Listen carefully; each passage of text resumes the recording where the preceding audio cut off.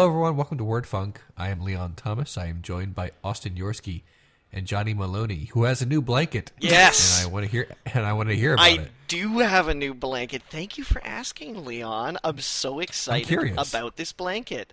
Well, this blanket is heavy.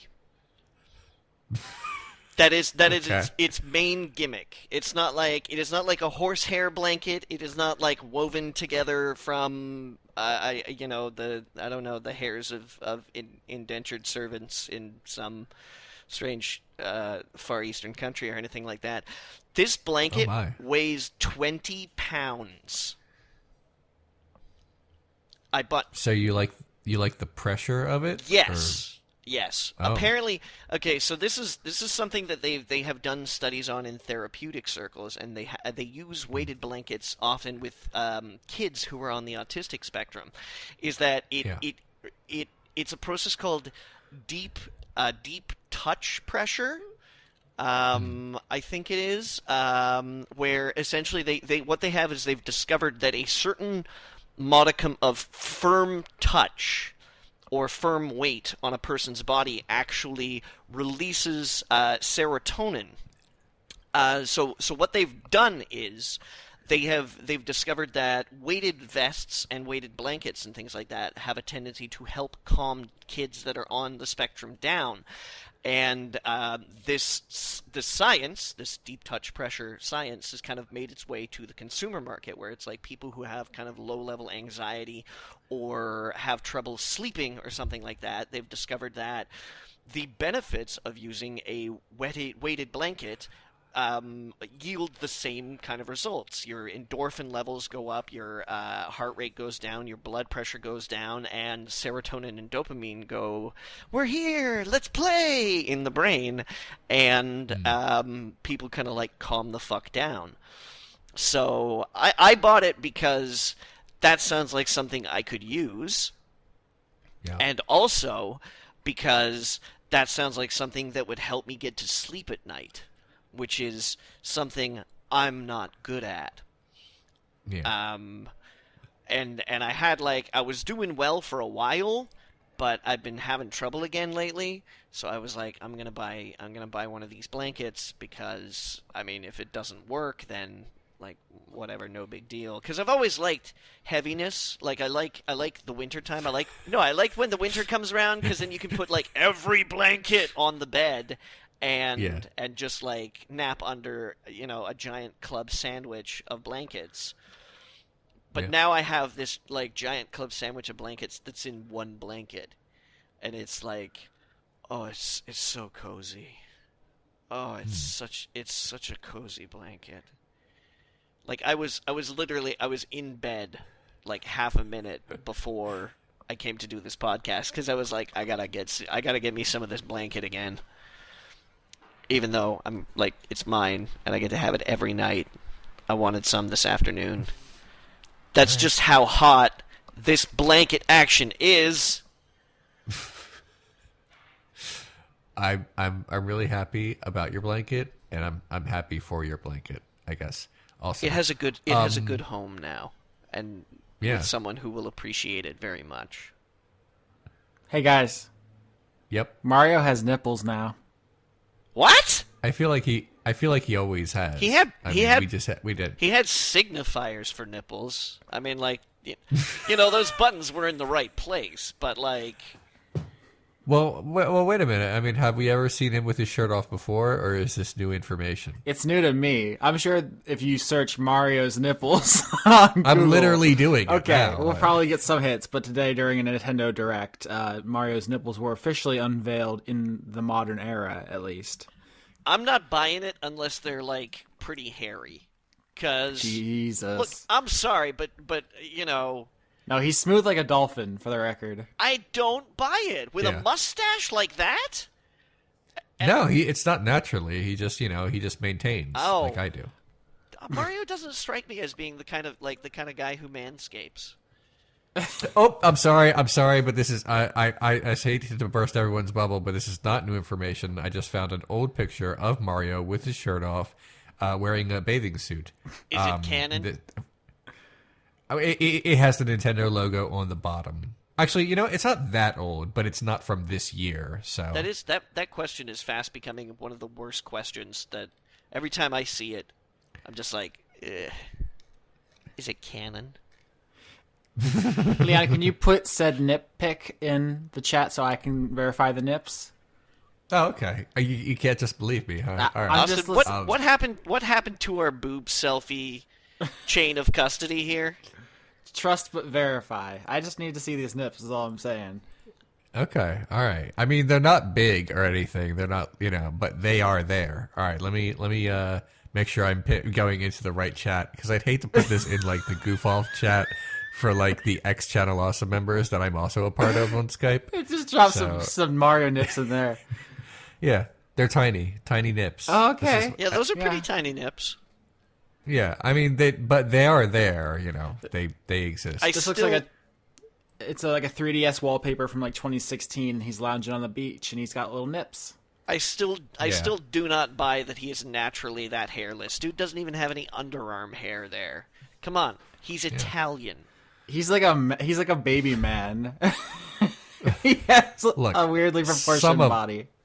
Some of us, I'm not saying it's like embarrassing to manscape. I'm saying his proportions are weird. He has like legs. Yeah. Well, he's a cartoon character. His head is always going to be like weirdly too big. Okay, that's my point. You can do whatever you want with your body hair. Everyone, hey, everyone listening, I'm giving you permission. Just get weird with it. Do whatever. Just carve patterns. No one cares. Googling Mario nipples. Yeah. Mostly, I get like a lot of like adult live action human beings just named Mario, like with showing with their shirts off. But I did also get a picture of hold on, I'm also going to share this. You know what? Never mind. I don't know what it is yet, but I don't actually want to see that one. It's a picture of just someone with nipple rings and has a tattoo of Mario right next to the nipple. Is it one of those integrated tattoos where the person's nipple is like made to look like Mario's nipple? It's not that creative. It seems unrelated. Oh well. So someone at Google just got a very strange notification. They're just like, wait, they're searching for what? Yeah.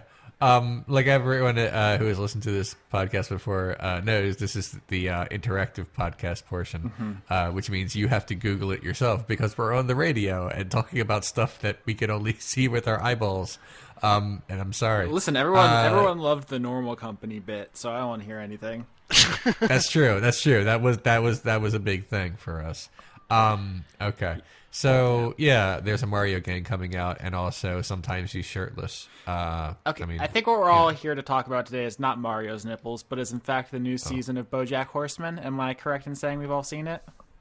Yeah, I have. All right, so we should probably get into that. I'm sure that's like half the questions. The show, like Rick and Morty, probably shouldn't be as good as it is still because it's kind of a one-trick pony. Horse, I get it. Cool jokes. But it's like he's selfish and he ruins things that are good, and just like in Rick and Morty, it's like he's selfish and he ruins things that are good. I'm watching them both, and it's very interesting how they both keep being fresh, even though they shouldn't be in the hands of less talented writers. And I came out of BoJack season 4. Is that where we are? Mm-hmm. Feeling very good about it still, despite the odds. Just it shouldn't be, but it is still to me. Is that where you guys are? Yeah. Yeah. I loved season 4 a whole lot. There's noticeable tonal differences also between Rick and Morty and BoJack Horseman, especially in terms of self-awareness and how awful they are. Also, like BoJack hasn't like murdered a planet or anything. Well, true. So I feel, but I would say, I want that to be clear. BoJack lacks subtlety in the way that Rick and Morty does, and that's not necessarily like a value judgment, because as we've seen with, like we've talked about many times with Fight Club, sometimes you have to tell the audience like, hey, here's what we're doing, because otherwise they'll misunderstand you. And I think BoJack does a very good job of being like, hey, this is bad. Like, he's doing a bad thing now. Where Rick and Morty, he does things you're like, oh, that's cool. And sometimes people miss that is also bad. Yeah, is it weird that I want to say, too, that the show that stars a talking horse man, I think, is less absurd? Yeah. I mean, the science fiction implications of BoJack Horseman are very rarely touched on in a non sight gag way, but when they do, it's really good. Actually, like the completely dialogue free episode in season 3 was still like a high watermark for me, and they get experimental in season 4 with like animation and kind of not time travel, but like time non-linearity. There's some really brave stuff in there. It's hard to talk about without spoilers, I'm realizing, but it's okay. It's a show about depression, BoJack is, but not about nihilism, which Rick and Morty often is, and that's gonna be the difference. I do like Rick and Morty, but I do feel like it's reaching a point where the fandom of it is getting a reputation for being repellent in a way that I don't think BoJack has. Yeah, I actually, I mean, at the risk of sidetracking too much, I've been thinking about this the last few weeks, and I didn't want to bring it up, but now that we have, I guess I will. Here we are. I'm starting to, even though I'm still enjoying Rick and Morty, I'm starting to look at both it and the culture around it suspiciously in the way that people started to do about South Park at some point. And I'm like, I don't know what to say. I have my eye on it. Yeah. Because it's basically what you said. Like, I feel like people are gonna take a certain thing away from it, and the fuck everything, mentality that is really. It's easy to adopt a fuck everything mentality. That's the problem. You don't have to work at it.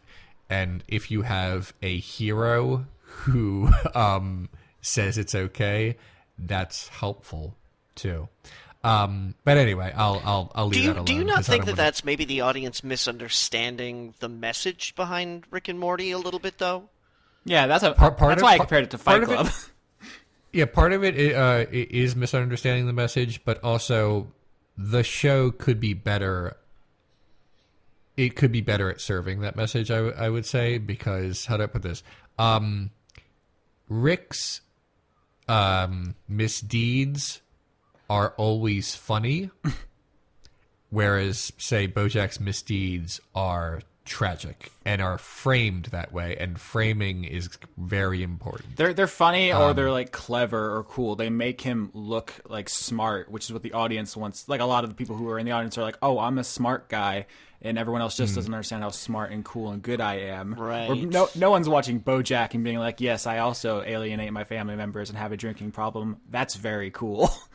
Yeah, when I relate to a character on BoJack Horseman, it's more like a sad epiphany and a realization that I need to work on myself.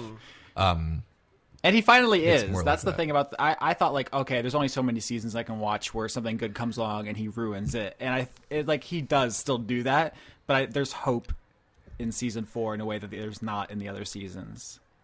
Yeah, there's without going into spoilers, because I know some people still haven't watched it yet. He thinks he did like something really, really awful, and it was not exactly as it seemed, and then that helps. God damn it, it's really hard to talk about without just like explaining. He still does do awful things, but also they're not attached to the status quo in a way a lot of shows are. Like, there's like 1 or 2 scenes where him and Todd interact, which is unthinkable for most like shows of this type, that they would upset the dynamics that severely. But like, they're just not. They don't make sense to be friends. They've hurt each other, and like, it just, at a certain point you have to cut off contact, because that's how people are, and that's really fresh to see. Yeah, I really liked that the season basically had it was BoJack isn't even completely the star of this season. There are several stories that only kind of interconnect sometimes, to the point that BoJack is only as much the star of season 4 as, say, Princess Carolyn is. It's an ensemble piece now. Yeah. Yeah. I really like that. I think that was a fresh take. And it's exactly the right time to do it, when there might be a little, like you were talking about, sort of like BoJack overkill when it comes to his how much can we love him it's like let's talk about Todd because he's easier to love for a little bit. Yeah. Although the Todd thing, I was all about the season. I feel like we're gonna look back on BoJack and be like, wow, it's really ham-handed how they handled Todd. That was hard to say. Ham-handled how they handled. Anyway, like the asexuality thing. Like they just come out and explain it to the audience. Like, hey, here's how it works. Don't be weirded out. They're normal. Like it's kind of important now, but I wonder if it's gonna age very poorly because it's very like you could Google this. Yeah, it's important because if you asked a lot of people what asexual meant, or they might not get it right away. And even how do I put this? If you tell someone you're asexual, even after you've explained it, they will choose not to get it because it upsets sort of like binary sort of kind of thought about certain things. Yeah, it's actually their world is messed up because you've made a declaration about yourself. Yeah, I don't think a lot of people are going to react. Even though you say you can Google that, Austin, I don't think a lot of people are going to go, I wonder how I could be more understanding about this. Perhaps I should do some active research. I guess it's just antithetical to the way I live my life, which is to immediately Google any concept I encounter that I'm not familiar with. Yes, Austin, but it's not so much about Googling it though. It's they have to present the most sympathetic character to in the best possible scenarios to explain it better. Todd's friends, including BoJack, who is usually not on good terms with him, is cool with it pretty much right away. And I thought that was that is optimistic, but also maybe necessary. I just can't imagine any universe where a person cares that another person doesn't fuck. Dude, I know it's a thing, but welcome. It's just so bananas. I know. Like, I know.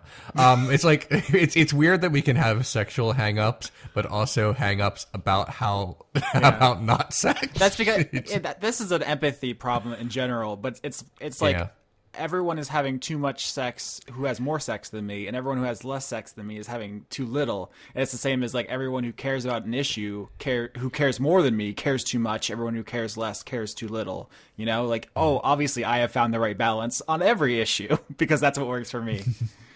Oh my. But yeah, like I was really into this season. I thought it was great. I really enjoyed, especially the episode "Stupid Piece of Shit." Yes. And yeah, we finally get some like internal monologue with BoJack to kind of understand like why he does the things that he does. And I thought that was really well done and familiar in that way that I talked about earlier.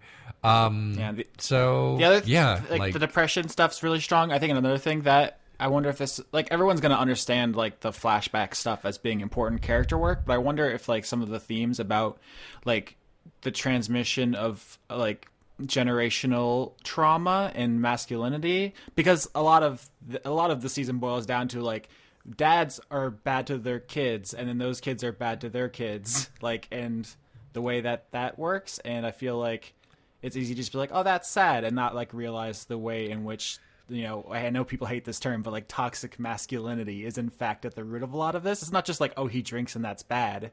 It's like a broader social problem than just his one bad, addiction. You gotta break the cycle, man. Yeah. I feel like I can't say toxic masculinity anymore because it's like one of those things that people have decided means something else. Yeah. It's like rape culture is like a thing I used to talk about a lot, and it's just like it's not useful to use that term anymore because people have decided it has a separate meaning from the thing it actually means academically. Mm. Yeah. Do we have any more thoughts about this? I mean, I think we're all in agreement that it was awesome. Yeah. I think that's a tacit endorsement from the Word Funk crew. And sad. I like when the animals are funny, but I also like when they're mean, and I like when they're sad, and also they're horny sometimes, which is weird. But yeah. Oh, yeah. Let me just. I have a couple more things to say. I just realized. First of all, I could have done without that. I did not. I don't need to see Then and again, this is my thing, and I recognize that this is me and not a fault of the show, and it's important to recognize that. But I don't ever need to see Mr. Peanut Butter having angry sex, ever, or any kind of sex, as a matter of fact. And also, I actually had a conversation about Mr. Peanut Butter and Diane's relationship with someone else who watches the show. And at the end of the conversation, I basically just said, I don't like Mr. Peanut Butter. Mm-hmm. I just don't. And she went, she like gasped because he's like a character that's supposed to be inherently likable. Like that is the whole point of the character, that he is likable and that he wants other people to like him. But it sort of boils down to this, and it was hard to sort of explain why I disliked him so much.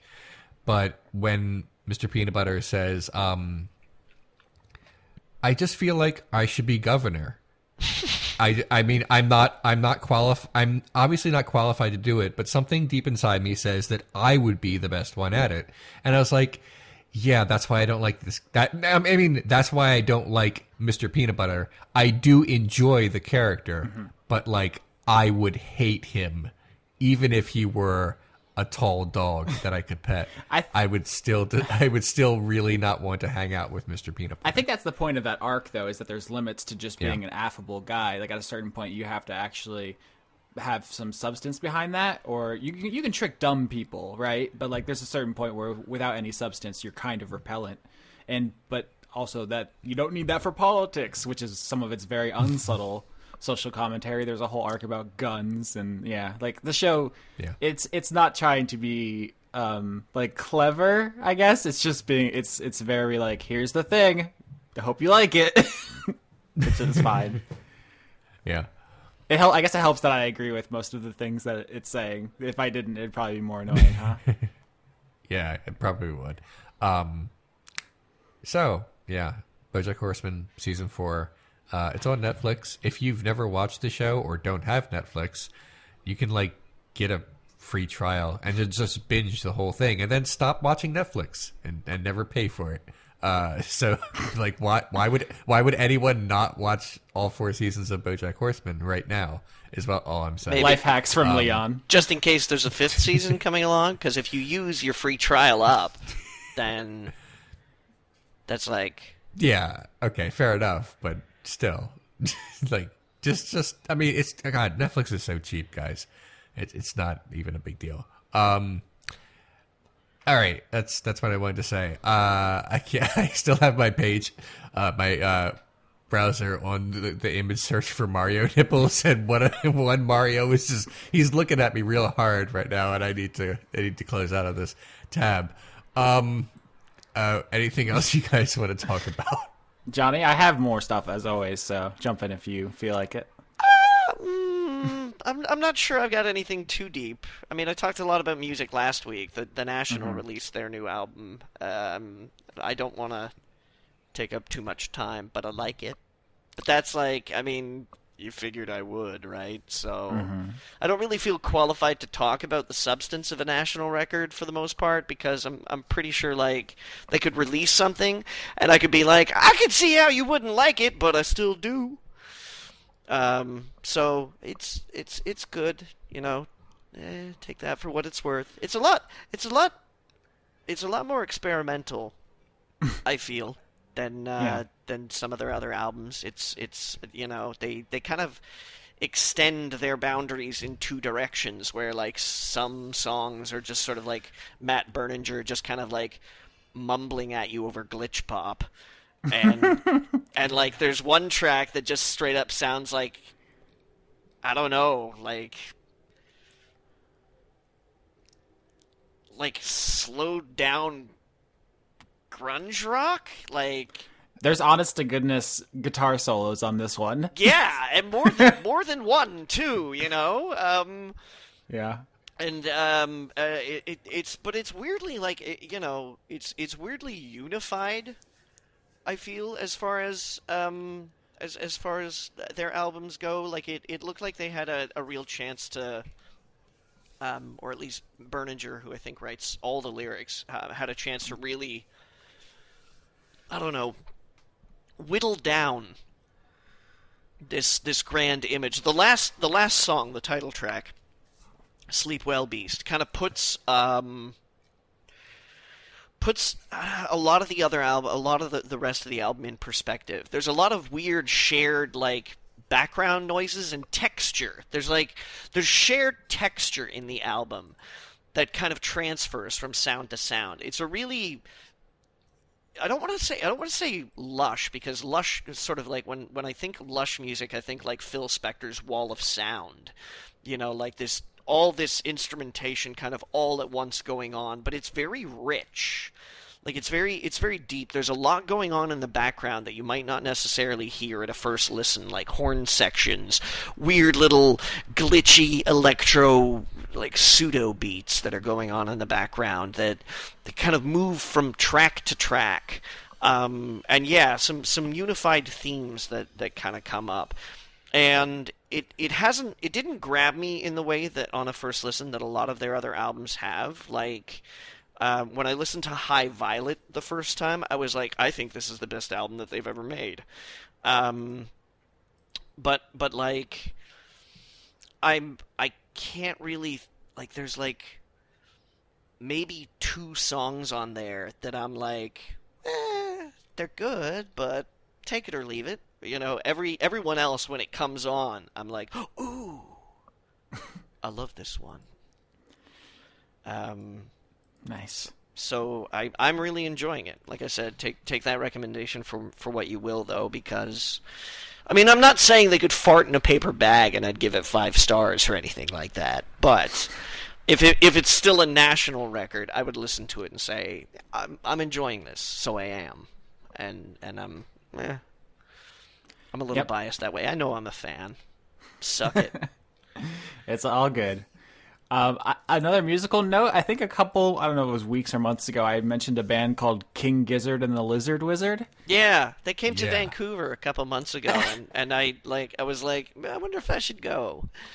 They're a pretty cool, like, Australian throwback rock band, a little proggy, and they're fine. I listened to them because my friend Camp recommended them, and they're good. But since I have mentioned them on the show, they've undertaken some kind of Herculean task to release as many albums as possible. In 2017 alone, they've released 3 full-length albums. Flying Microtonal Banana is my favorite one, title-wise, but they have another one I listened to for the first time recently. It's called Murder of the Universe, and it's a concept album in 3 parts. One part is about the Balrog from Lord of the Rings. One part is about like a cyborg who like comes to understand his own humanity, and I think destroys the universe once he realizes what being human is. That's his reaction, which is interesting. And the last one is just Altered Beast, the Sega Genesis game. There's literally 4 songs called Altered Beast Part 1, Altered Beast Part 2, etc., etc. It's just an adaptation of the Sega Genesis game Altered Beast. The band is fucking cool, is what I'm saying. I'm not sure that there's like 4 songs worth of plot in Altered Beast. Listen, I think you should give it a listen. They're very they've dialed up the prog on this one, obviously, because there's storylines and everything. But you'd think 3 albums in a single year would tank the quality, and I think they're only getting better. I'm really into them. I went from like, oh, that's a funny name, oh, they're pretty good, to like, no, I'm into it now in a real way. And I joke about them releasing their record. They'll never beat the record set by Buckethead. He released like 150 albums in a year once. I don't remember how many exactly it was. That's probably not even close. He released a truly absurd amount of albums, but they're all instrumental guitar stuff. So, yeah, that's just another thing I've been into recently is King Gizzard and the Lizard Wizard, non-ironically this time. So, congratulations on growing. I'm trying to. Someone else talk. I want to look up how many albums Buckethead released that year because he was trying to set some kind of record and he almost certainly succeeded. I didn't, I could talk about my week, but like it would just be about the media I consumed and the work that I did. Nothing of a personal nature really happened to me all week. My neighbor yelled at me, but she was wrong. And I don't care to like debate her points too much. Basically, she thought I parked on the curb in such a way that it looked like I took up 2 parking spaces. I did not. I was parked just right. And she kept saying I wasn't. And at the end, after I kept saying no, I just said goodnight, and then I left her alone. And that was the most personal thing that happened to me all week. The rest is just work and watching BoJack Horseman and things. It sounds really sad, but I actually had a really good week because I enjoyed the media I consumed and I got a lot of work done. And that is what it is like to be me. The end. I'm on Buckethead's Wikipedia page now, and it's wild because it's like in 2016, Buckethead's release output declined sharply, with only 24 albums being released. Oh well, I mean, may as well be a retirement. Yeah, the record the most he put out is in 2015. He did 118 albums. So I don't know if that's ever been equaled. Or ever will be. He's very good is the thing. This sounds like, I don't know if you guys are familiar with his work. He's extremely, extremely talented. He's played with pretty much everyone in the industry at some point or another. Guns N' Roses, Ozzy Osbourne, System of a Down lead singer. Ooh, I'm probably going to butcher his name. I say Serge Tankian. I don't know if that's how it's pronounced. He's very good. Anyway, that's music. Sorry, Leon. No, you're fine. Somebody suggested like a new vitamin supplement to me this week because I've been complaining a little bit about my workout recovery times because I'm getting old, whatever. They were like, "Oh, you should try this thing," and I tried it today, and it made my urine a funny color, and I'm not sure I'm gonna do it again.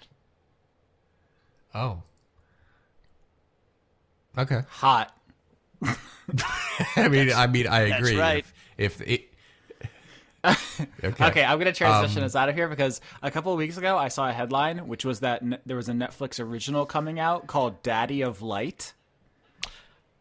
Yeah, okay. That's right. That is not the name it came out under. It's Final Fantasy.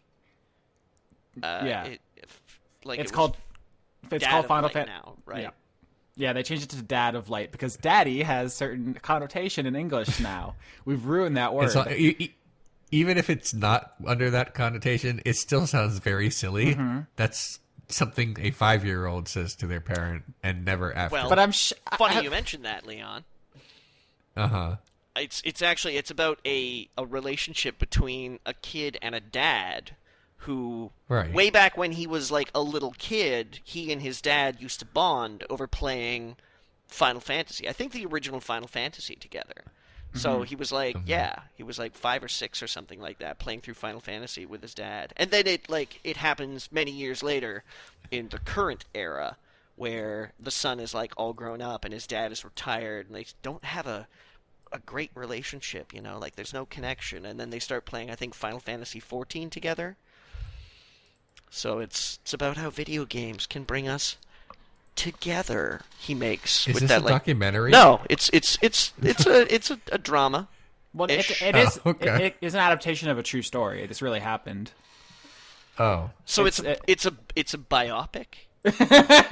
Oh my god. Okay, so I'm just gonna switch back and forth on that one, just so I can annoy both of you. That's how I do GIF and GIF, is to just annoy whoever I'm talking to in particular. The name of this was funny because I assume translators just popped it into the good old Babelfish and didn't check if it was creepy in our language, and then someone caught it and they changed it. But the actual product is surprisingly like good and sweet and heartfelt. It's like basically a glorified commercial for Final Fantasy XIV. I'm sure Square Enix paid for this thing to exist, and it's a miracle it exists at all because who's the target demographic for it? But I watched it, and it is the story is just like kid catfishes dad in MMOs to make him open up, and so they have a good relationship, and that's fine. It's the thing about it that sticks out to me the most is the kind of masculinity issues of Japanese culture, and it's not unique to Japan, but it's definitely intensified here, where it's just like, why can't men just talk? Just talk without your feelings or whatever. You can do it. It's not outside your power, but he has to go through this entire elaborate cockamamie scheme so he could ask his dad what's up with work. Like it's the fact that he has to go to this, and like I said, it's a true story, just really highlights like the way that men are kind of conditioned to not express feelings and to not connect with their families. They explicitly have this conversation where it's like, my dad never talks to me, but he's, he tells other people he's proud of me, but he's never told me. And it's just like, why not? Why is everyone's culture so whack? I don't know. Yeah. And I mean, a lot of it has to do with like Japanese salaryman culture, where it's like you get a job when you're 18 and you stay there until you die, and you're never happy and you never connect with anyone. And it's like this, like, think about how many people have lived their entire lives just never really being happy at all. That's depressing, isn't it? Because I thought about that while I was watching it. A little. I was just like, they hate this job. They only think it's important because their culture tells them it's important. The people they love don't really feel like they're close. Like, it's just a miserable existence that everyone, or the vast majority, feels they have to be a part of because that's the way things are. It's almost dystopian.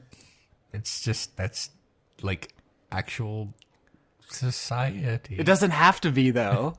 I know. I understand that. it just super is.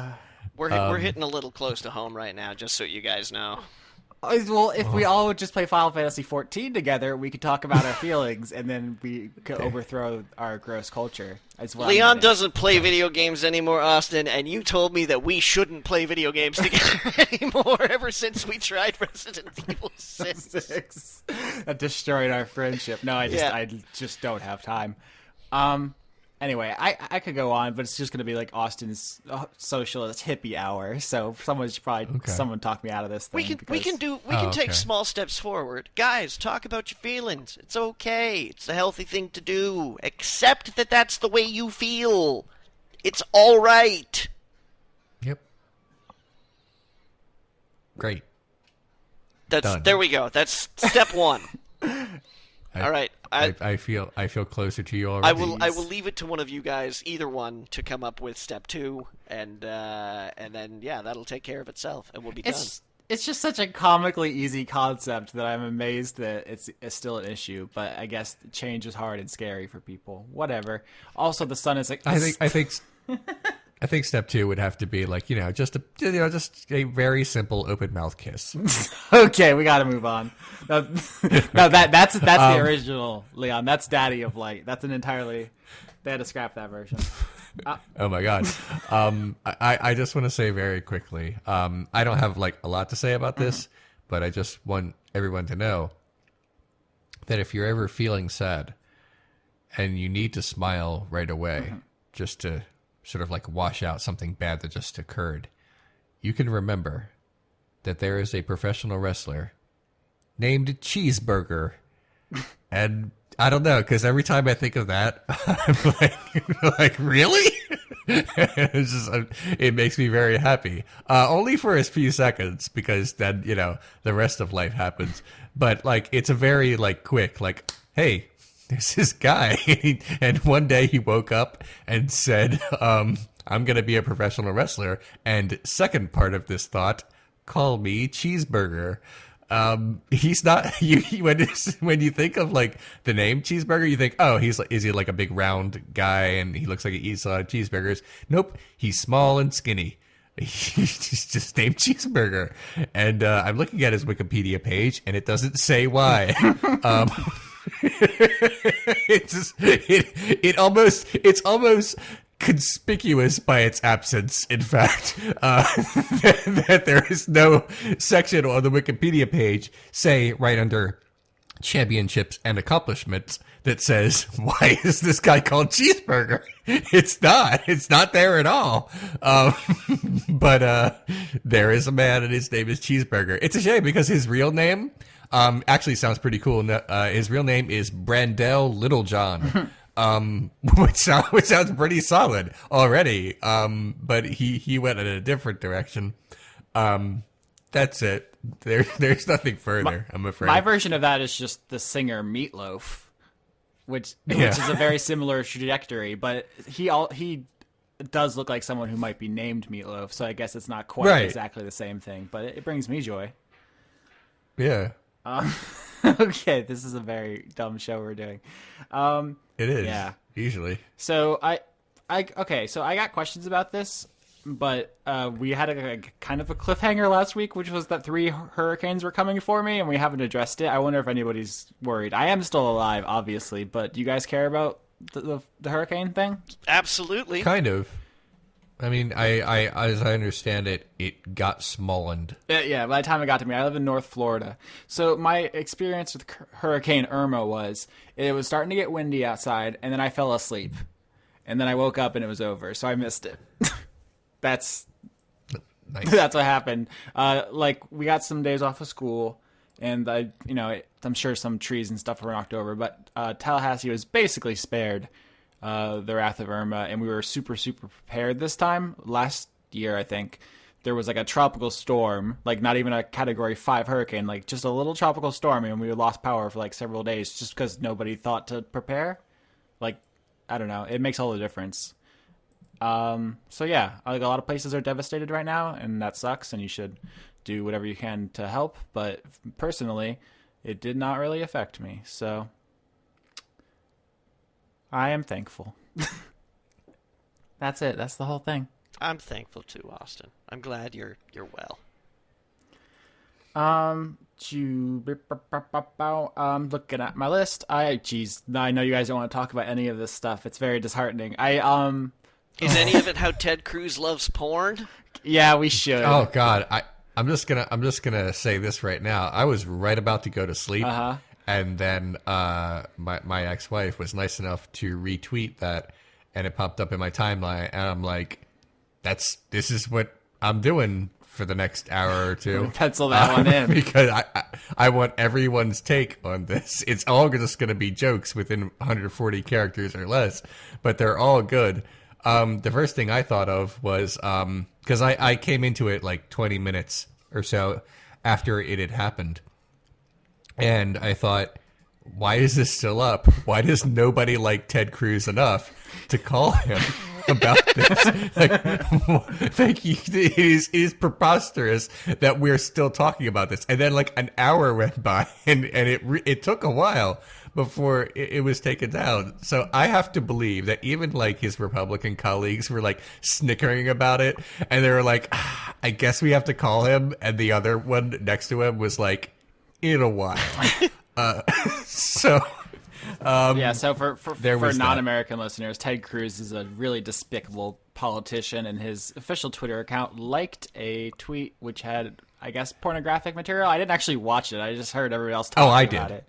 Okay. I watched a bit of it. Not a lot, but enough to know that it was definitely porn. Also, the account which originally tweeted the porn changed their Twitter bio to like Ted Cruz's #1 favorite source for porn. And probably, I think, the nicest touch of this whole story.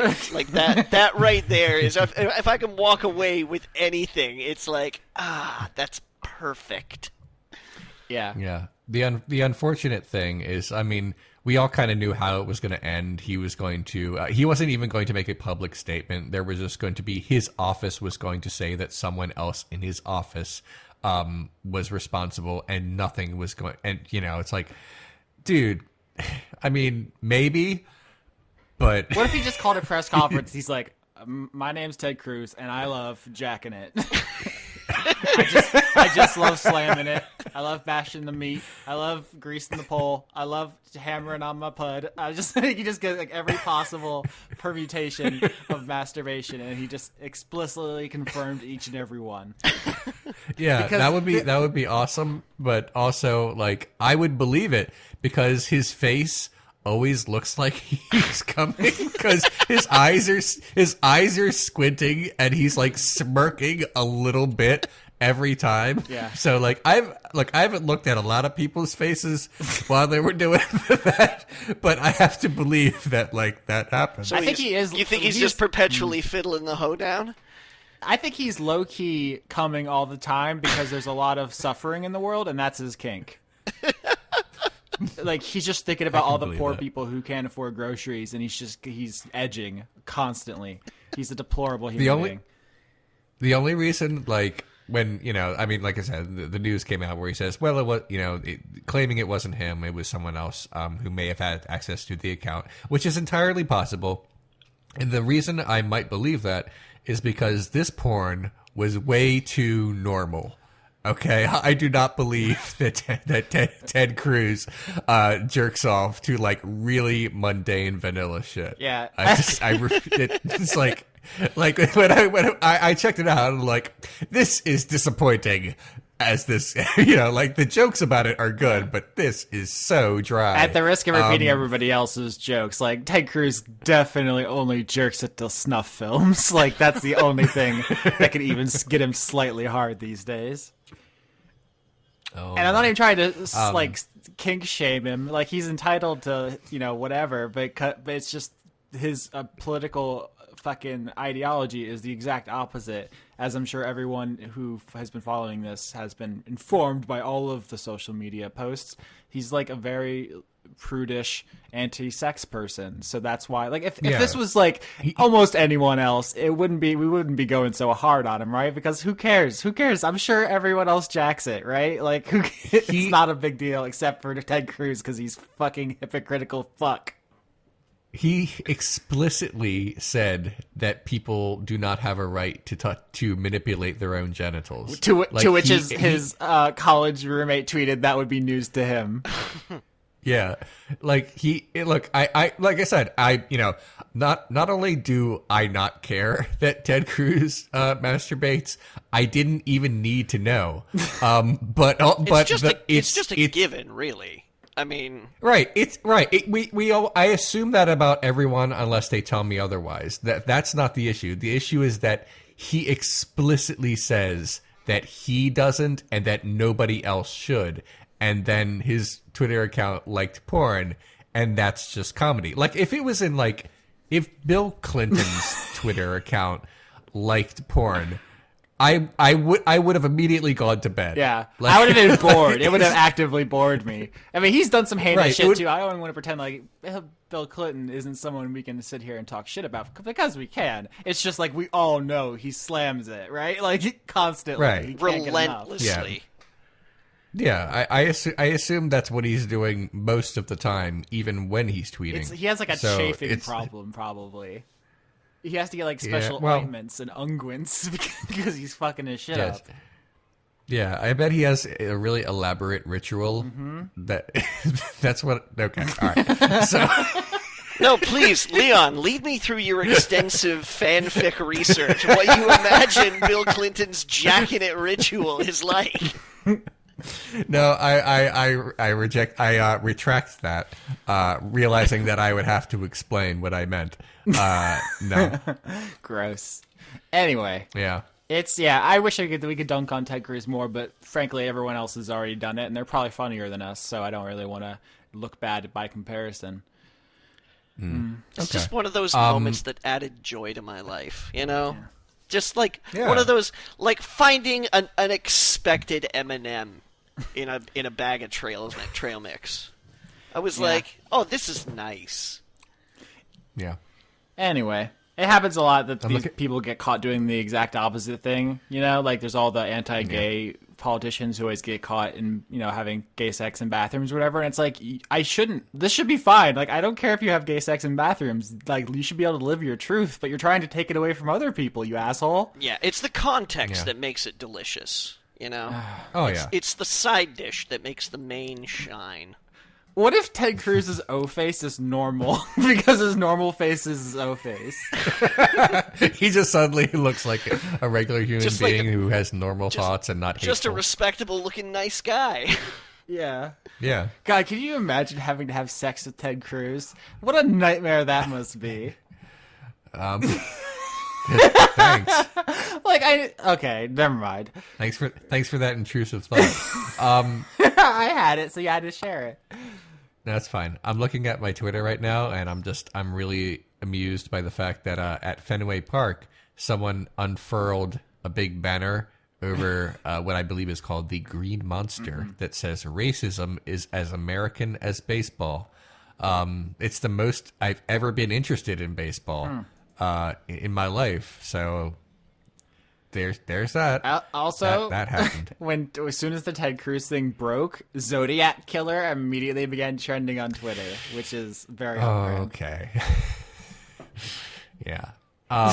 That's like it's the easiest to debunk conspiracy theory about the Zodiac Killer. He literally wasn't alive. That's what makes it so good, though. Because if anybody else I know called the Zodiac Killer, if people were like John McCain is the Zodiac Killer, I don't even think that's funny. It's the fact that it's so wrong. I think that gives it that extra spice. Right. Our show is bad. You guys want to answer questions? Sure. I don't. You know what, Austin, I'm just going to say this right now before we answer questions. Our show is not bad. And I'm not just saying that because I'm on it. I'm saying that because, like for like years and years, I drove a car that the radio didn't work, and I didn't care enough about music to change that fact. So I just did not care. And earlier this year, I bought a new car because I had to. The old one was dead. And I bought a new one, and, like, the radio works. So I'm like, this is fine. I may as well try to listen to radio. And occasionally I will, and I will hear a song that I don't hate. But I also hear DJs who do, I guess, roughly what we do, just sort of, like, partly improvised talk and partly obviously scripted crap. And I think you're being generous saying that we partly script our crap, Leon. That's... Well, I mean, we come with topics sometimes. That's all I mean. Like a scrawled napkin that's got ketchup stains on it, and something like that.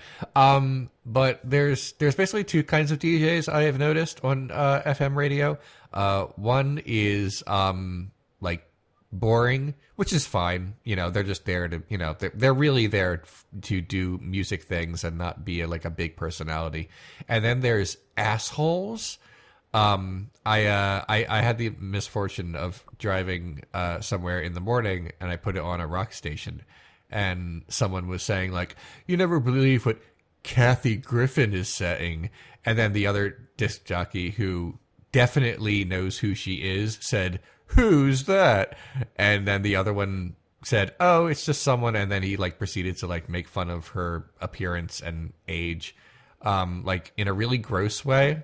And I was like, ew, why are you mean? Why is that a thing for you?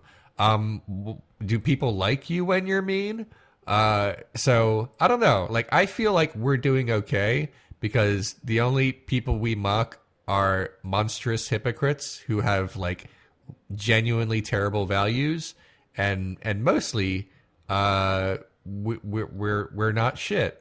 So, I don't know. I feel like this show is pretty good, even though the bar is pretty low. Thank you for leaping to my defense, Leon. There you go. Okay. There you go. In an effort to prove how valuable and good our show is, the first question for the evening is from Jade, our doctorate of questions. And she would... Hi, Jade. She would like to know, which pro wrestler has the cutest butt? Ooh, excellent question. You know what? I was at a Ring of Honor show when I was very young, and Austin Aries came out, and he had very tight, an outfit in his butt, and it was also sparkly and red. And I made a comment about it, and I said, "Ooh," like that. And someone looked at me like I was weird, but I was like, I just owned it. Like, what? He has a really great sparkly butt, and you can't argue with that because he definitely does.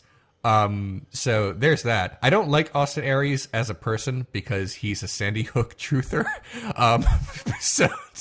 But I at the time I was like, still, there's that. Let me think. Let me think of someone who has a great butt, but also isn't like a gross conspiracy theorist. I was about to say AJ Styles, but no, he's like, he's in the same, he's sort of like cut from the same cloth. Why does everyone who has such a great butt is also like a creepy freak? Okay.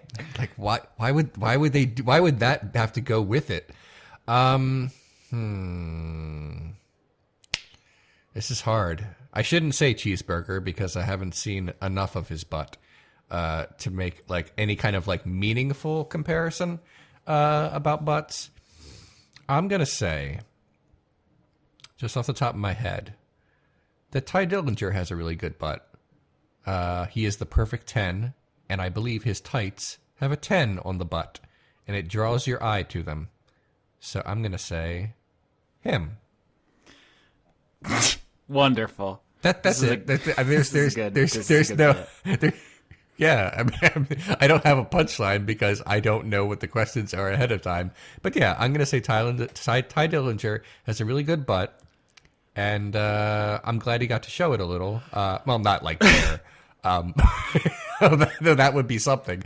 I mean, the real answer to this question is badass Billy Gunn, because he used to call himself Mr. Ass, and his butt had a kiss lipstick on the butt for a long time, and his song was about his ass, like when he would come to the ring, and it was called Ass Man. I mean, that's like the obvious answer. That's a lot of butt centricity for what is I thought kind of like a family program. No, that was back during the days when WWE was like rated M for mature, or whatever, but now it's rated PG. Was that so there isn't as I'm sorry, was that butt guy like marketed for women's enjoyment, or is it something for like men to be mad at? Yeah, Austin, mad at. Yeah. That's a great question. A lot of his run was as a babyface, so like, oh, you know what? Ravishing Rick Rude had a great ass. I mean, really, all of his body. He wasn't called Ravishing Rick Rude because he had a paunch. He was very good. He passed away a while back, but I feel like his butt lives on in our hearts. Yeah, sure. Just very sexy. He had quite a mustache too. I mean, if you're into that. Okay, I feel like that's enough about wrestlers' butts for now. Okay, you know what? We can return. Well, I'll return to it if I think of more, and I might. You should. The next question is from Aki Savalainen, who asks, Austin, can animals legally work and then own money? Do I recall right that a cheetah had a guardian who took care of its finances? So this is actually a thing that happens semi-frequently for its, like, seeming ludicrousness, is that someone will leave, like, their estate to their pet, and what actually happens usually is that there's some kind of trust set up in the pet's name, and obviously the animals don't make any real decisions. I don't know if that's ever been challenged in court. I assume I'm going to learn that in animal law. But right now, animals do not have personhood and therefore cannot actually own property and money. I mean, obviously animals work, right? Like there's entire industries of like dairy, which is all based on animal labor, which is why, practically speaking, they will never be given personhood. At least I can't foresee it. Is because dairy companies absolutely do not want to pay their cows. They would fight that to the absolute death. Every enterprise that could possibly involve animal labor would fight that legislation to the very bitter end, because it simply would not be profitable to pay animals. So that's it would also have so little public support that it probably would not go very far. Yeah. Well, I mean, we talked about this last week, but like that's historically been the thing about giving personhood to, for say, women or African Americans, is just it's not financially good for the people in charge to do that. And we've, fortunately overcome those barriers, but the animal one is very tough because they can't speak on their own behalf in any meaningful way. But yeah, you'll hear about, animals who have, quote unquote money. And I think I've told the story about the tree that owns itself, right? Someone left a tree to the tree, and then the tree died, but its acorn grew a tree. And so it was the son of the tree that owned itself. Like that's a big... It sounds familiar, but it feels fresh in my mind too. Like, I'm glad I got to share it with you. I've never said it before. It's a good story, but if someone tested that in court, I doubt they would actually, a judge would say the tree owns property. But that's a legal fiction that we all kind of enjoy with no consequences. So to answer the question, animals definitely work, but we do not recognize their labor as valuable because it is profitable to do so. Anyway, kind of a bummer, but that's humans.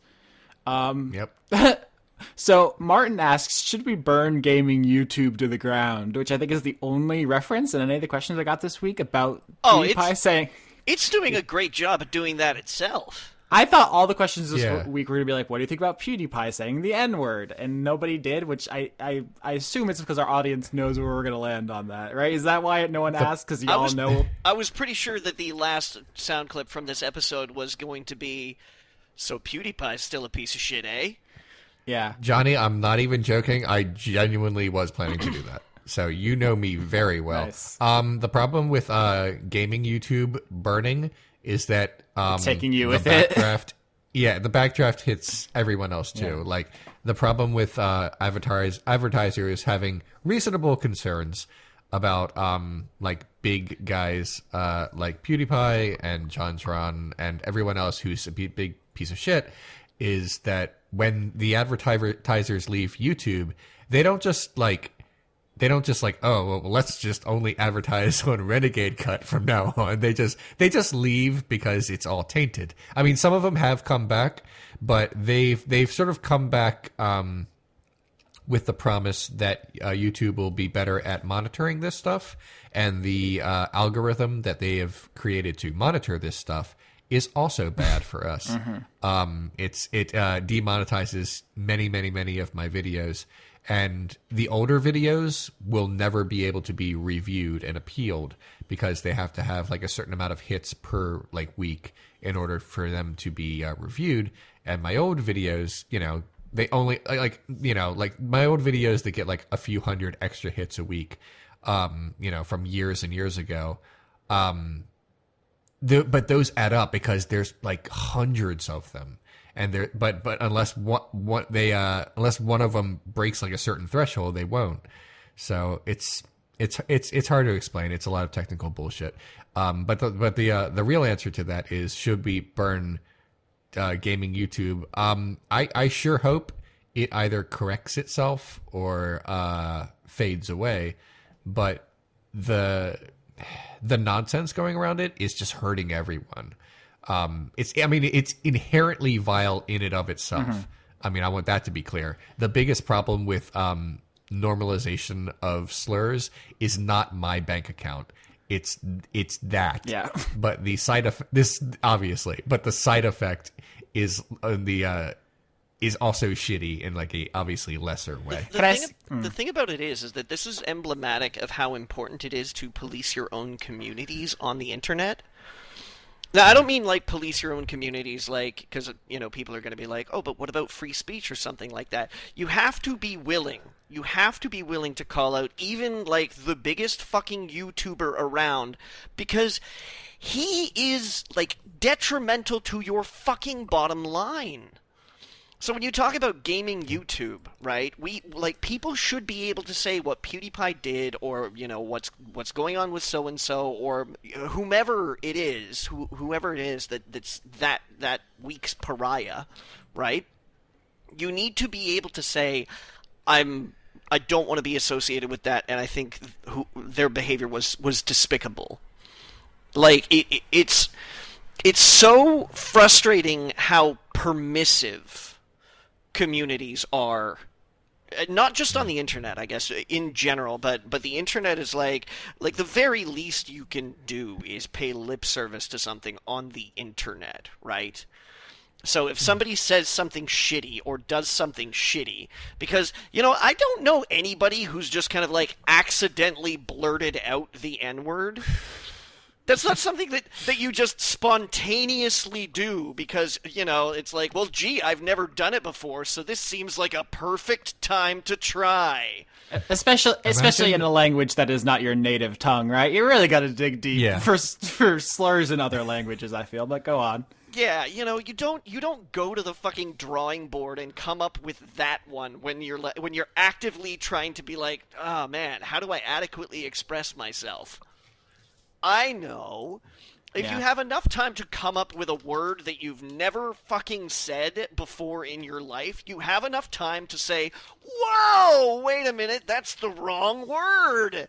I'm not even going to entertain the universe in which this was accidental, all right? Because go back a couple months when the last time he did some Nazi shit, and we actually caught a bunch of flack for, you know, daring to insinuate that he had toxic ideas. Like, we got comments being like, are you really that stupid? You think he's racist? Like, I think we won this one, boys, because it's weird when you do a bunch of Nazi shit for years and you make a lot of really gross, hateful jokes, and then you suddenly out yourself as a gross, hateful racist. Like, there were signs, and they were obvious, and for some reason everyone just turned a blind eye because he's rich and popular. This is the thing, all right. This is the thing. I will entertain the idea that it was an accident. But here's the thing: is that there is no discernible difference between that kind of accident and actual fucking racism. Like, the accidental thing that happened was not that he said it. The accidental thing was that he said it on a live stream. Here's where it comes down to, guys. If someone tells you who they are, believe them, right? Yeah. Why do we keep doing this thing? Like, people are fucking gross, and it's obvious, and we keep pretending like they're not. They're gross. If they say gross things, they're probably gross. Maybe they can learn to be less gross, but, like, that's a process. Like, let's stop making excuses for popular people. Yeah, so I feel bad for gaming YouTube because like the whole thing this week was about how advertisers now can opt out of certain content. And gaming is like a very specific content that you can opt out of. And I hate to say this, but this is the bed that you made. It's a shitty thing, like, especially for people whose channels are just, like, up and coming because, you know, you decided that finally you wanted to give it a go and maybe, like, try your hand at a gaming YouTube channel. Well, the people who came before you fucked up because they didn't keep a clean house. Because they weren't willing to call bullshit where bullshit was, and instead everybody equivocated and hemmed and hawed and hand-waved and said, oh, it was an accident, he didn't really mean it, you know, we should be forgiving and all that because, like, it was just a one time, right? No, it wasn't. And it's people like PewDiePie who are ruining your fucking chances of doing this for making a living. And you allowed it. You let it happen. It's a pattern going back years, and I'm not even interested in entertaining anything else about it at this point. I'm done. I'm out of it. Sorry. Yeah, I mean, this is the result of not actually fucking calling shit on people. Okay? When your buddies all like, blah, blah, blah, N-word, and you don't go, okay, well, what the fuck, no, stop that, then everybody begins to think that it's permissive, and more people think that it's permitted. And as more and more people get permitted, suddenly you get a white supremacist in the fucking White House and Nazis marching on the streets. Like... Here we are. I was gonna get there eventually. Yeah. This is how it happens. You let these ideas breed, and they breed. If you don't call bullshit, then pretty soon you're going to be surrounded by bullshit, like up to your fucking ears. Here's the next question, and it's something that's less scary. Faltering Footsteps asks, Leon, how would you pitch It to someone who hasn't seen the original? You saw It, right? Oh, yeah. Oh, just... The film It. I feel like I had to say, like, It 2017 or something, because it's a fucking... Leon. Pronoun. No, it's Leon, how would you pitch it? Yes. Oh, my God. No. We're not We're not going to sexualize Pennywise on this particular episode. First of all, yes, we are. Pennywise has already been sexualized. Yeah, he's in a relationship with the Babadook. That's such a cute drawing. It is. It's great. So, are you saying, like, how would I get people to make it or get people to watch it? Like, what do you mean? No, I'm to pitch it to someone who hasn't seen the original. So, I mean, just, like, the question is, like, you saw It, like, how would you tell people it's good? Because you think it's good. Oh, yeah. Oh, You're overthinking the question this week. I'm sorry. I thought you were like, how would I pitch it? I thought you meant like in a Hollywood studio. Yeah. People come to Hollywood Leon for your insider wheeling and dealing, your inside baseball. Sure. How would I get people to watch it? You don't you don't need to see the miniseries to understand it. There's no moment in the new movie that like winks at the miniseries, you know, the way like remakes will sort of like have some of the actors from the old thing in it, or make like a lot of in jokes. It's not like that at all. It's just, I mean, there are some of the same scenes, but a lot of the big lines from the miniseries don't happen, or they're just from the book, and they happen at different times in the movie.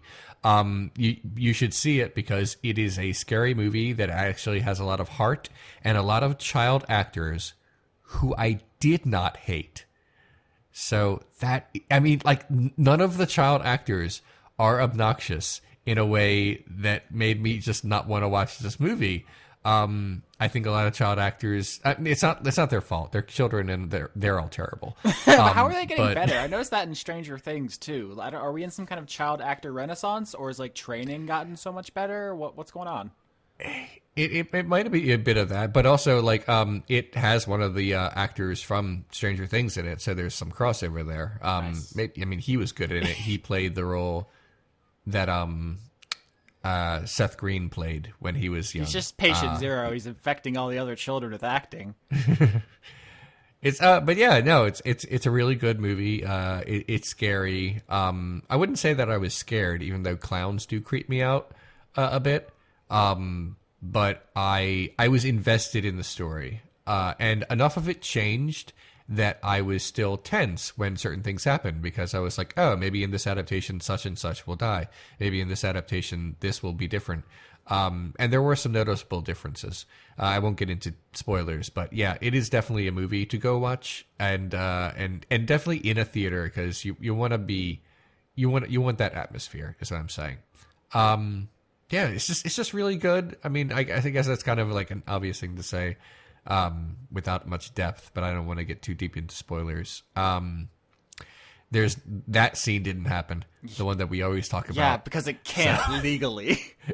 I know, it literally can't. It's not even like off. It couldn't even. I mean, even if it happened off screen, you just couldn't anyway. You know what? Really, a way to ruin it for yourself is watch the movie and just in your headcanon every time they're off screen. That's what they're up to. Like anytime someone leaves the room, they immediately go into prepubescent orgy mode. Oh my god! I'm sorry. Read a book, yeah. No, I understand.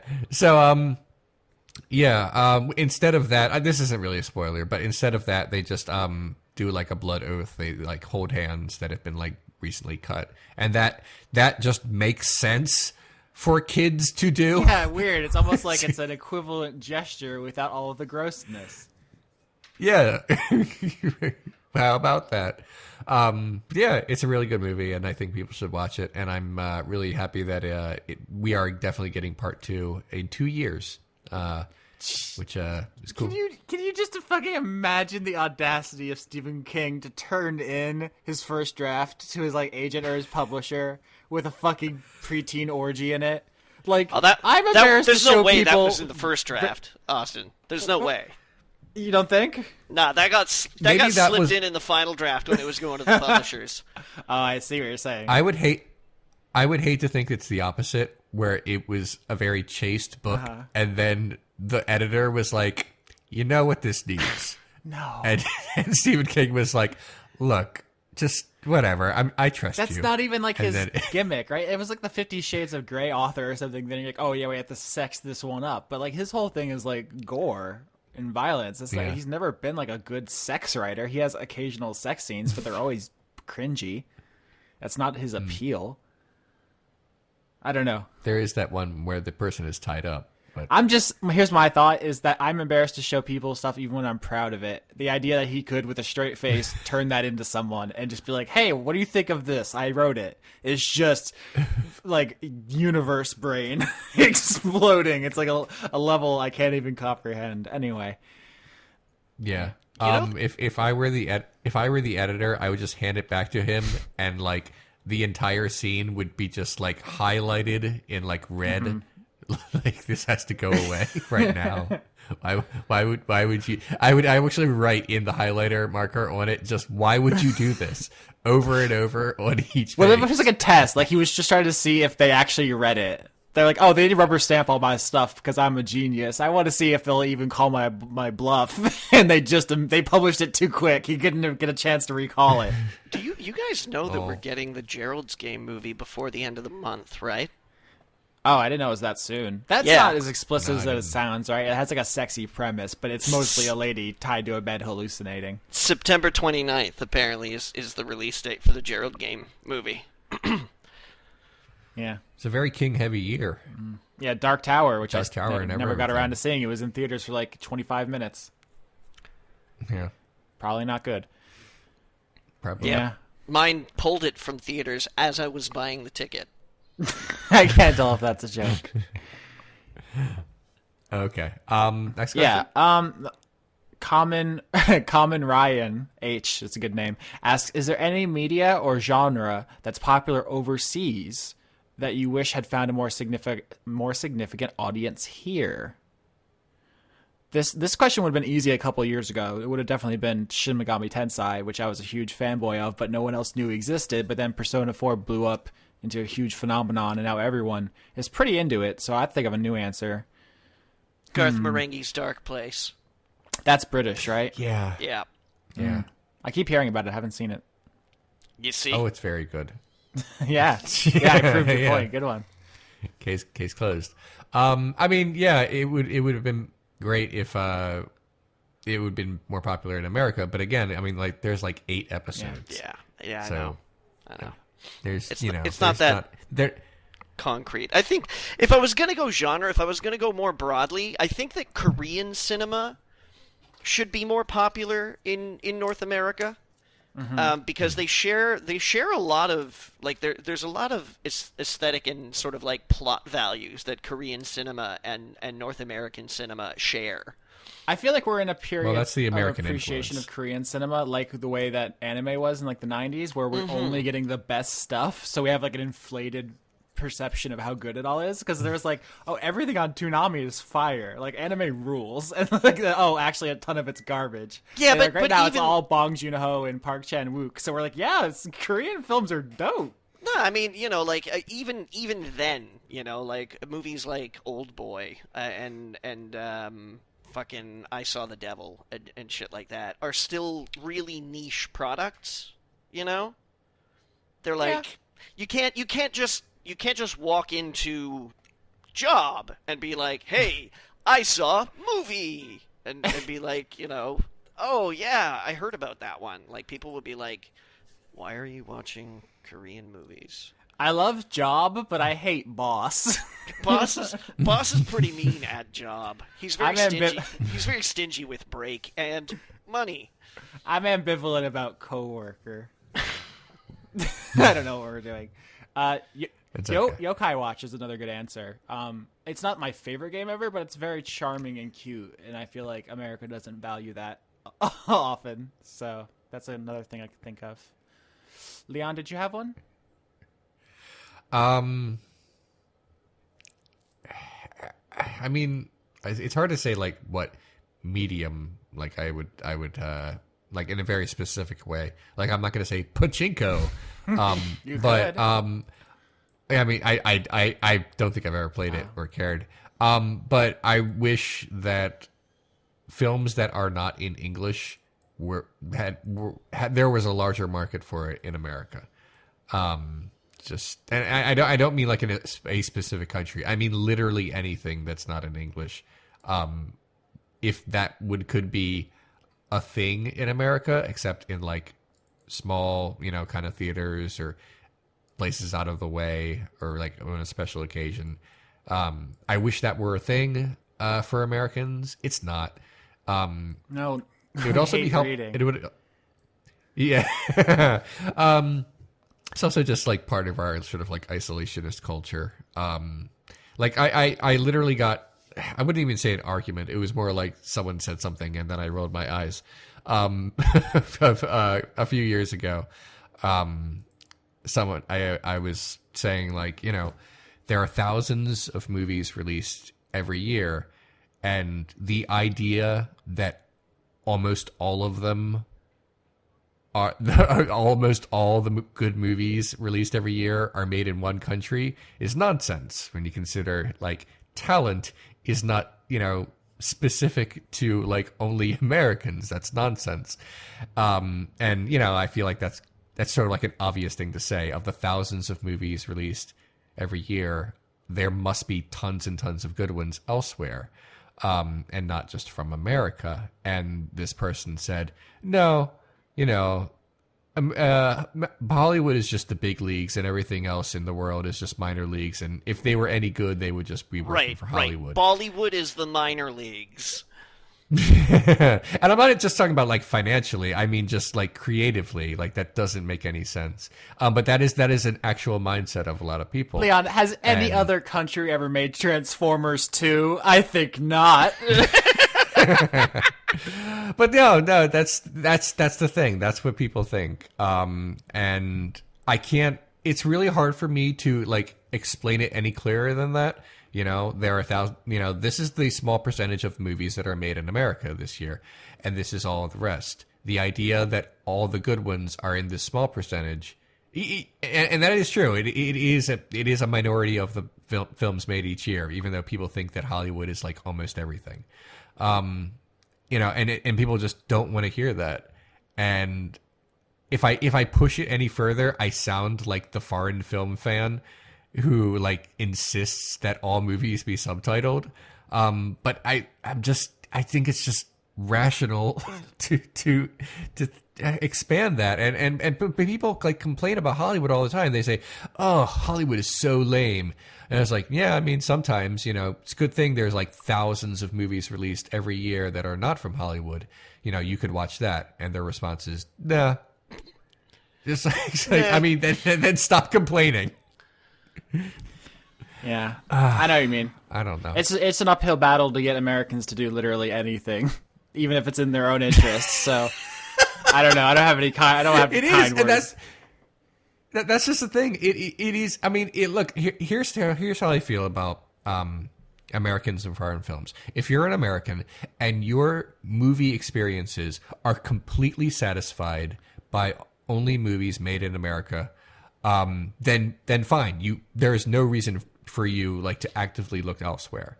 But if you are at times unsatisfied, then there are options. And if you don't look for those options, then it's kind of on you at that point. And in a very selfish way, I wish that foreign films were more popular in America, because like when I try to do foreign films on my show, and I try to sometimes, they invariably do poor. They do poorly. There's not, and like even if they're like with really well-known directors, like the few well-known foreign directors for Americans, it doesn't work, and that's a shame. But like I said, I don't know what I can do about that, so it bums me out. That's it. Sorry, I went on a rant. Yeah. Let me see. I should have been looking for a question while you were talking. Okay. You don't need to listen to me talk. I feel we have people for that. Oh, okay. Cora Matus just sent me a picture of, I think it's a skink. It's just a reptile with tiny little leggies. I have no idea. Thank you. I wish I had more to add to that. Toshirakuru Question Guru asked, Johnny, what are your opinions on stouts? Oh, I love them. I know that's an alcohol thing. Yes. I like, and this is the thing. I know so many friends who don't drink stouts because they're like, oh, they're so filling. And I'm like, I would honestly, I would rather have a stout that was less carbonated than like an overly bubbly lager or something like that, because then you get like falsely full up and then you're gassy and just awful. So I like stouts because I don't think they're as filling as people say they are. Moreover than that, this was once this wisdom was espoused to me by a bartender friend of mine, who, upon ordering a stout in the wintertime, was roundly criticized by somebody else at the table we were imbibing drinks at. And they were like, "Whoa, God, why are you ordering a stout? It's so warm out." And he was like, "Because I can nurse it over time. Because here's the thing, you're going to order a lager and it comes to your table, and if you don't down that quickly in hot summer weather, by the time you get halfway through it, it's going to be warm beer. And you're not going to like it, but you're going to have to finish it because you ordered it, that's your drink." if I get halfway through my beer in the summertime and it goes to room temperature, it's cool. I'm still drinking a stout.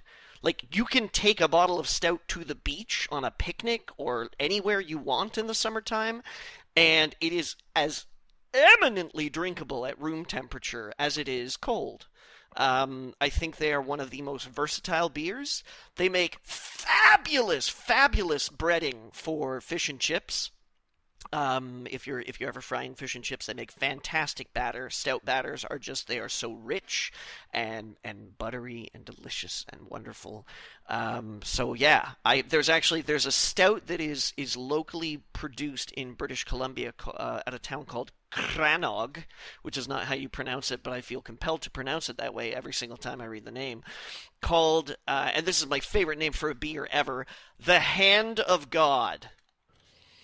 And I just love, no, it's not even the Hand of God. It's called the Backhand of God. Right. It's called the Backhand of God. And there is nothing I love better in the summertime than a warm patio, preferably at the Storm Crow, and a pint of the Backhand of God stout. Because it's just, I love stouts. They are probably my favorite beers, actually. There's another one as well that Parallel 49 makes called the Russian Imperial Stout. But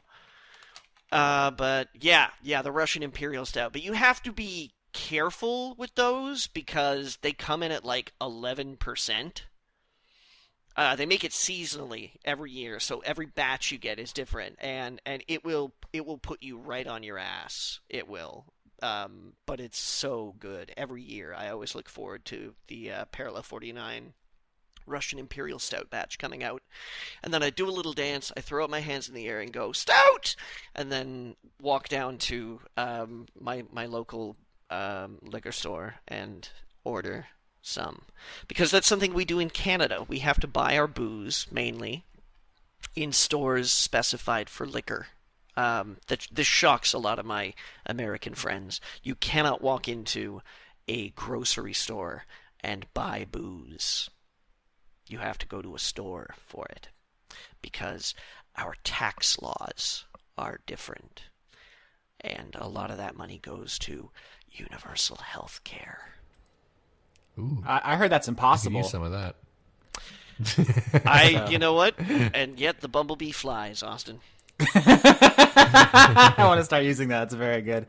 Also, for anyone who had no idea what the fuck a stout was, apparently it's a dark beer made using roasted malts or roasted barley, hops, water, and yeast. I learned that today. Although that sounds like the exact description of beer, so I'm not sure what the distinction is. The most emblematic stout is Guinness. Guinness would be a stout, and it's the fact that they roast the hops. It's what gives it that dark, yeah, that opacity or opaqueness, if you prefer. I do.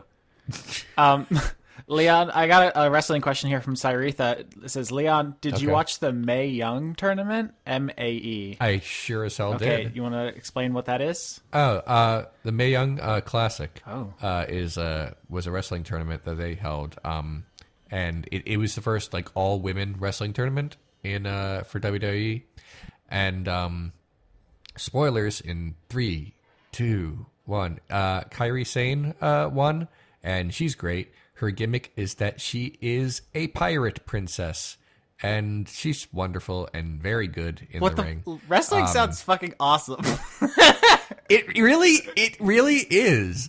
That's the great thing about it. It's very goofy. Like last night on the Cruiserweight show called 205 Live, the Fashion Police, who pretty much what they sound like, arrested a wrestler for not being hot enough, and they threw him out of the ring, and one of the Fashion Police was chasing him around, and the other Fashion Police officer tripped him when he came around, and it was very funny.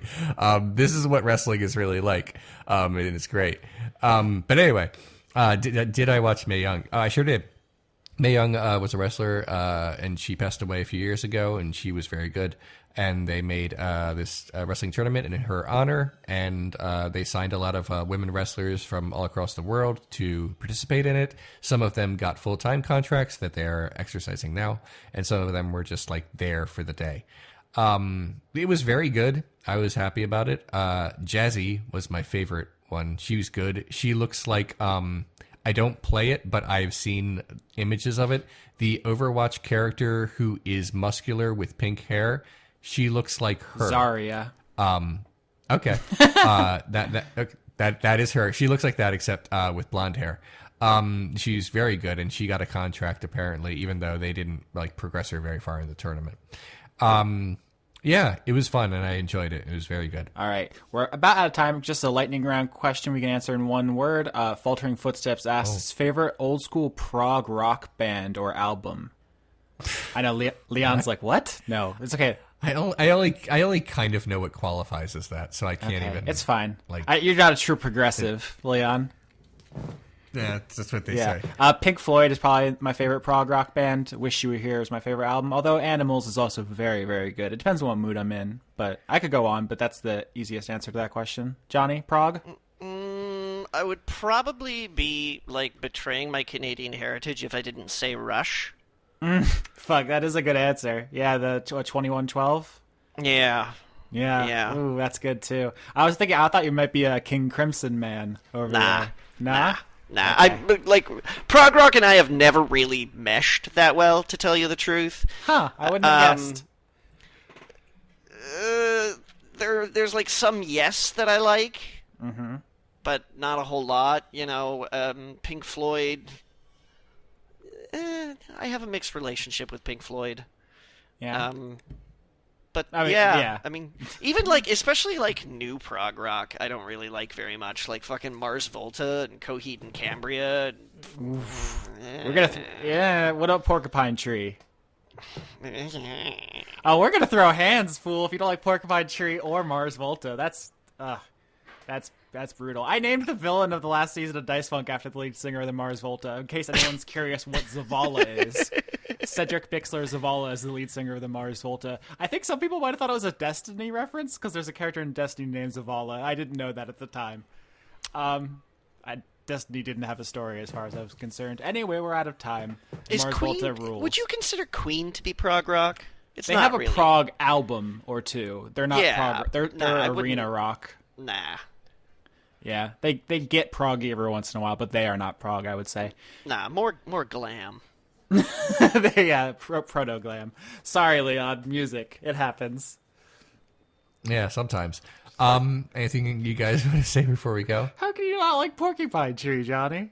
I just don't. All right. Okay, it's fine. I forgive you. Fuck PewDiePie. Anyway. Yeah, we can handle that. I'm comfortable with that. I think that message sums up my feelings perfectly.